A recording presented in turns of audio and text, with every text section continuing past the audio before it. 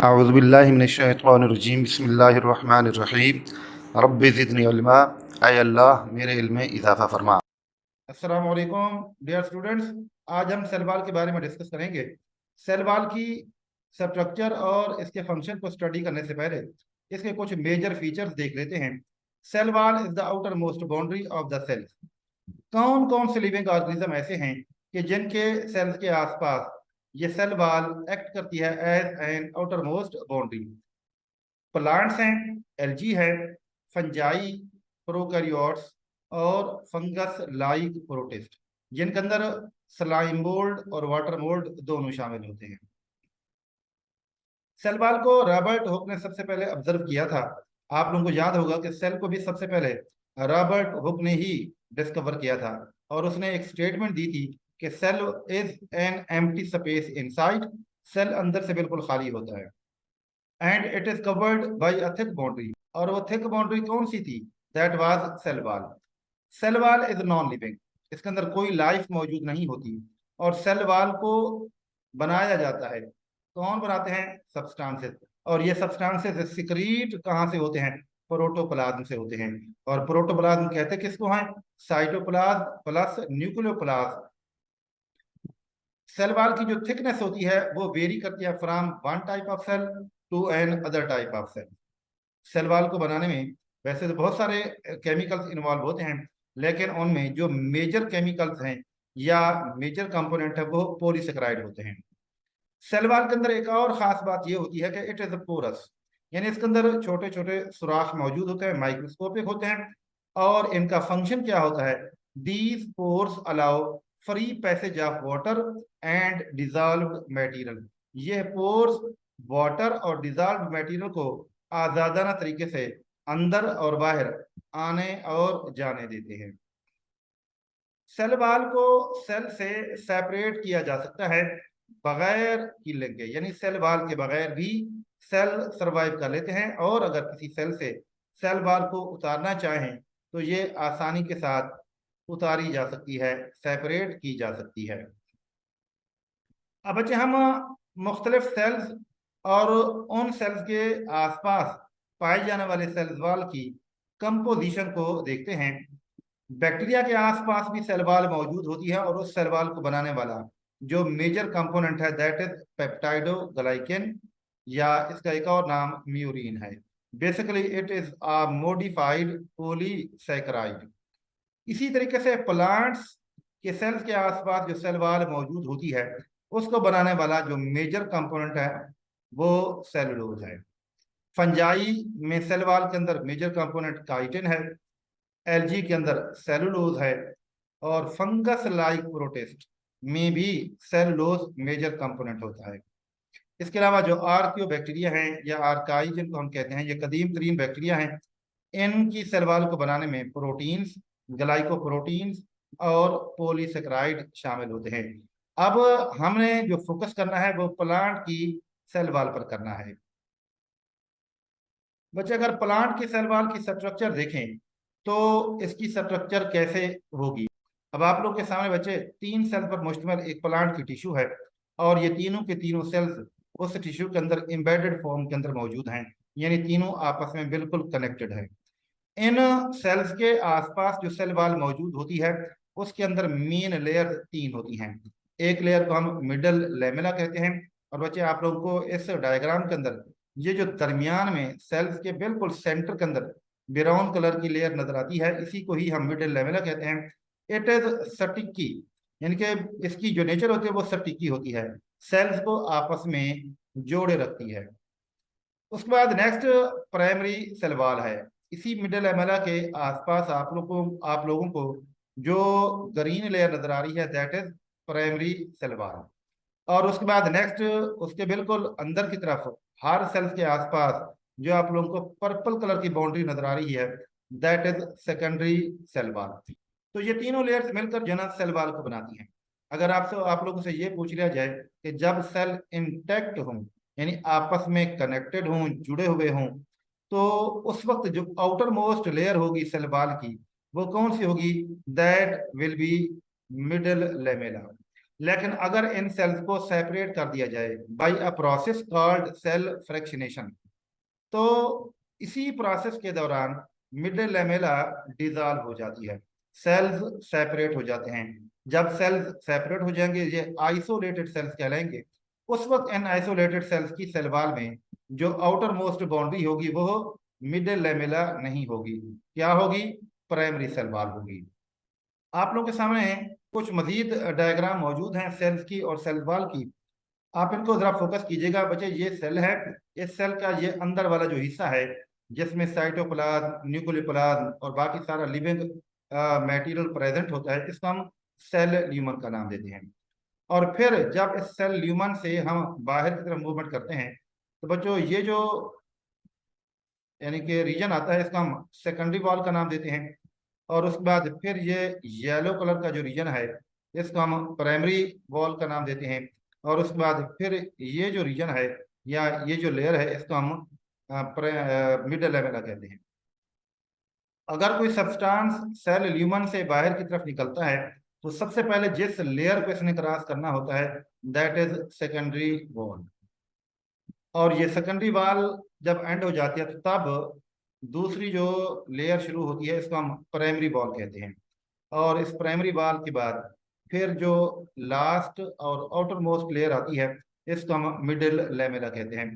तो ये एक तरतीब है कि जब किसी सब्सटेंस ने सेल के अंदर से बाहर की तरफ जाना हो तो वो किस किस लेयर को पहले और किस लेयर को बाद में क्रॉस करेगा।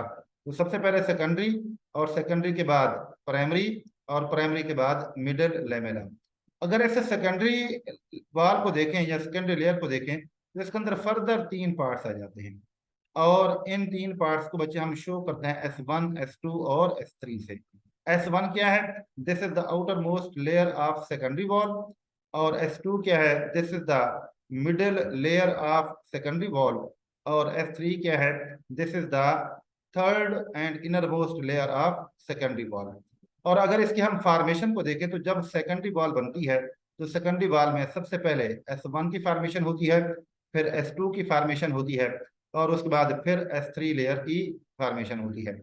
अगर आप इस डायग्राम को देखें तो इसमें आपको 2 सेल्स जो ना शो किए गए हैं, दोनों सेल कॉन्टेक्टेड हैं। मतलब यह है कि दोनों सेल्स एक दूसरे के साथ अटैच हैं। अब इन दोनों सेल्स का ये जो दरमियान वाला एरिया है ये बच्चे मिडिल लेमेला कहलाता है। इस मिडिल लेमेला में एक पार्ट एक सेल का और मिडिल लेमेला का जो दूसरी साइड वाला ये पार्ट है ये दूसरे सेल का है। तो दोनों सेल्स की जो मिडिल लेमेला है, आउटर मोस्ट बाउंड्री है, वो एक दूसरे के साथ अटैच होती हैं और इन्हीं की वजह से ये सेल्स आपस में कनेक्टेड रहते हैं। और उसके बाद फिर अगर आप इस सेल को देखिएगा यानी कि राइट साइड पर जो मौजूद सेल्स है तो मिडिल लेमेला के बाद ये वाली कौन सी लेयर होगी? That will be primary wall. और उसके बाद फिर ये सेकेंडरी वॉल की पहले S1 लेयर होगी, फिर S2 और उसके बाद S3। इसी तरीके से अगर दूसरे लेफ्ट साइड पर मौजूद सेल में देखें तो यही तरतीब आप लोगों को नजर आएगी। मिडिल लेमेला के बाद प्राइमरी वॉल, प्राइमरी वॉल के बाद S1, फिर S2 और उसके बाद फिर S3, और S3 के बाद ये सेल की ल्यूमन होती है।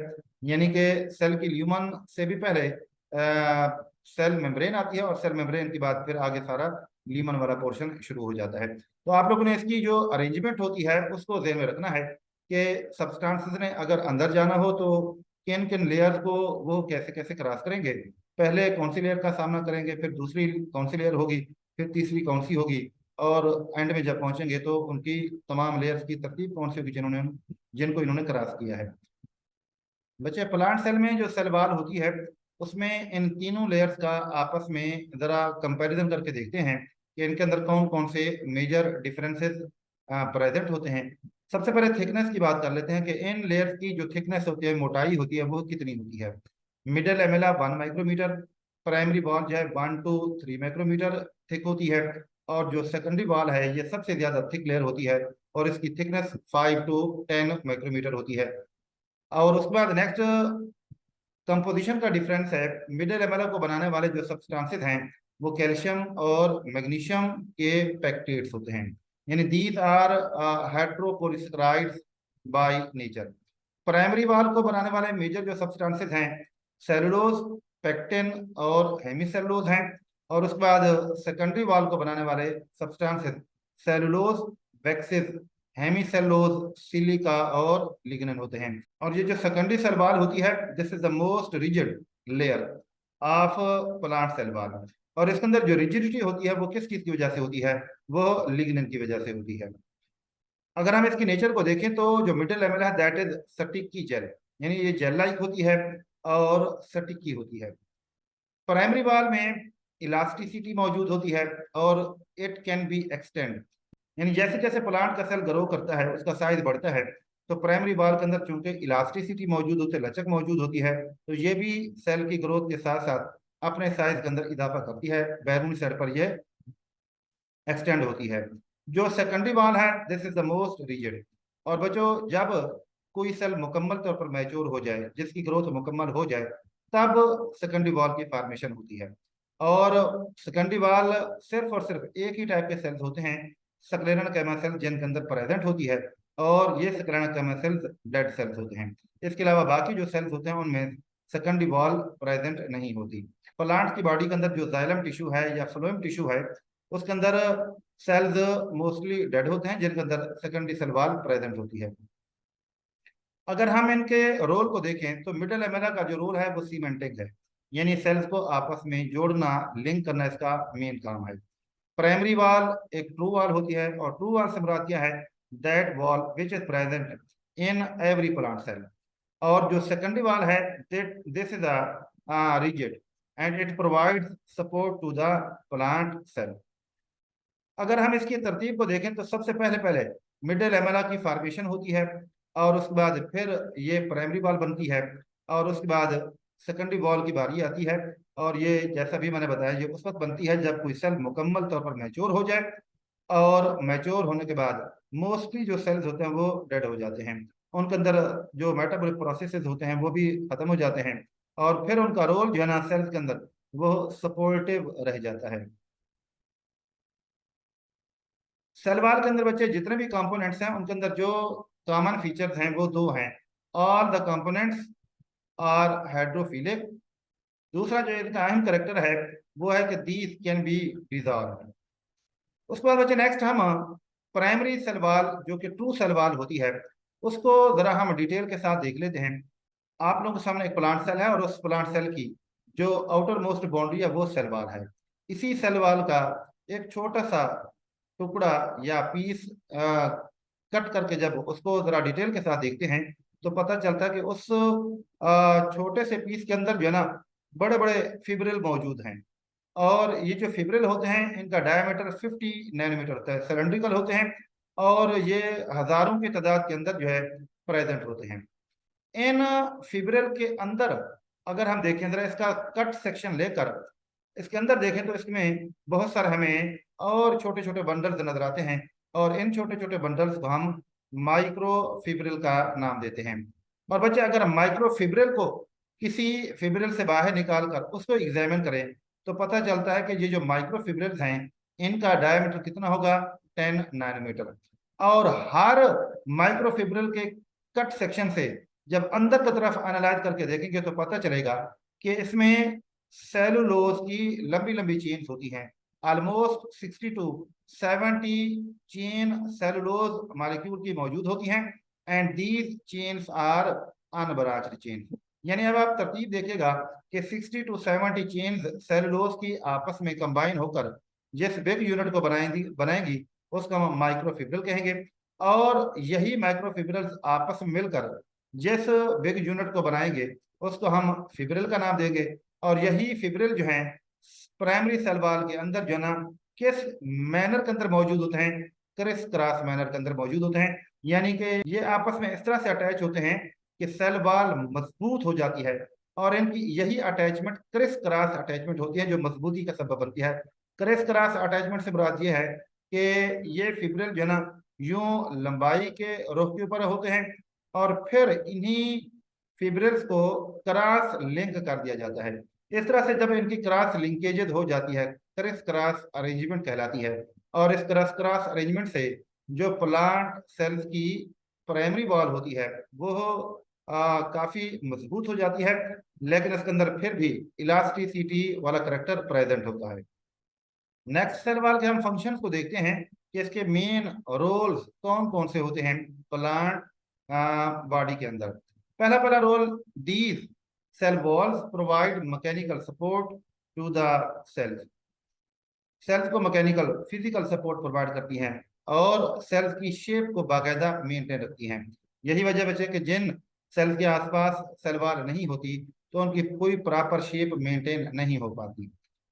इसका एक और रोल है प्रोटेक्शन फ्रॉम ओवर एक्सपेंशन, यानी कि सेल के अंदर अगर पानी एंटर हो जाता है तो सेल का साइज आहिस्ता आहिस्ता इंक्रीज होना शुरू हो जाता है, सेल एक्सपैंड होना शुरू हो जाता है। और अगर यही सिलसिला चलता रहे तो एक स्टेज ऐसी आ सकती है कि जब ये सेल रप्चर हो सकता है। तो ऐसी कंडीशन में ये जो ओवर एक्सपेंशन होती है, सेल की रप्चरिंग होती है, उससे प्लांट के सेल्स को सेल वॉल प्रोटेक्शन प्रोवाइड करती है। इसके अलावा इसका एक और रोल ट्रांसपोर्टेशन के अंदर भी है। और ट्रांसपोर्टेशन से मुराद यहाँ पर क्या है कि डिफरेंट टाइप के सब्सटेंसेस होते हैं जो प्लांट्स की बॉडी के अंदर एंटर होते हैं। खास तौर पर प्लांट्स की जो रूट्स होती हैं, उन रूट्स की जाइलम के अंदर वाटर है, मिनरल्स है, सॉइल सोल्यूशन से पहुंचते हैं। और बच्चे जब सॉइल सोल्यूशन से वाटर और मिनरल्स रूट्स की जाइलम के अंदर पहुंचते हैं तो उसमें फिर डिफरेंट प्रोसेसेस इन्वॉल्व होते हैं। उन्हीं प्रोसेसेस में से एक प्रोसेस को हम एपोप्लास्ट पाथवे का नाम देते हैं। इसमें यह होता है कि प्लांट्स की जाइलम के अंदर वाटर जो है और मिनरल जो है सेल वॉल के थ्रू गुजर कर जाइलम में पहुंचते हैं, और ये जो पैसेज वे है इसको हम एपोप्लास्ट पाथवे का नाम देते हैं। इसके अलावा प्लांट्स के अंदर वाटर की जो इम्बाइबिशन होती है उसमें भी सेल वॉल का ही रोल होता है। इम्बाइबिशन का मतलब क्या होगा, वाटर का प्लांट की सेल वॉल के अंदर जज्ब हो जाना।